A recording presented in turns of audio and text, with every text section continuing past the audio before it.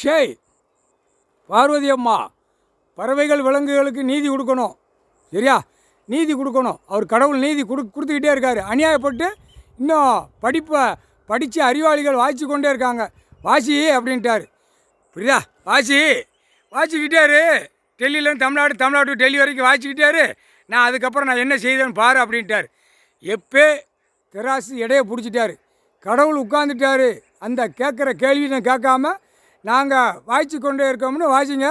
டெல்லியிலேருந்து தமிழ்நாடு வரைக்கும் ஒரு உழுப்புவார். இப்போ பாகிஸ்தான் அடுத்தாப்பில் எந்தெந்த நாடோ மேக வெடிப்புனா வானத்துடைய கட்டு உடைச்சிட்டார். பூமி கட்டு உடைச்சிட்டார். பூமி கட்டு உடைச்சாச்சுன்னா நிலநடுக்கம், காற்று, புயல் எல்லாமே உள்ளே இறக்கிடுவார். அதுதான் கணக்கு, புரியுதா? எல்லா கட்டும் உடைச்சிட்டார். காற்றுக்கும் கட்டு உடைச்சிட்டார். இப்போ எல்லா இடமும் வீசி அடிக்கையில் மானிட பிறவி மடிஞ்சு போவான். தப்பு செஞ்சவன் 7 செம்மத்து தப்பு செஞ்சவன் மடிஞ்சு போவான். முக்கால் சத்தியம் புரிஞ்சுக்கோங்கடா. போட்டாச்சு, கணக்கு போட்டாச்சு. இப்போ வெளிநாடு பூரா சோழி முடிச்சிருவார்.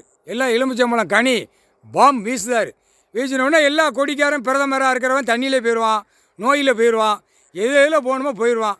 அனைத்து தாய் இந்தியா நாடு முழுவதும் கணக்கு போட்டது வெளிநாட்டுக்கு இதே கணக்கு தான். இப்போ அடித்து நொறுக்குவார். முக்கால் சத்தியம் கணக்கு ஒன்று விடாமல் தொடச்சி விட்டுருவார். அடிச்சிக்கிட்டே இருப்பார். உட்காந்து லேசாக அடிப்பார். 13 கோடீஸ்வரர்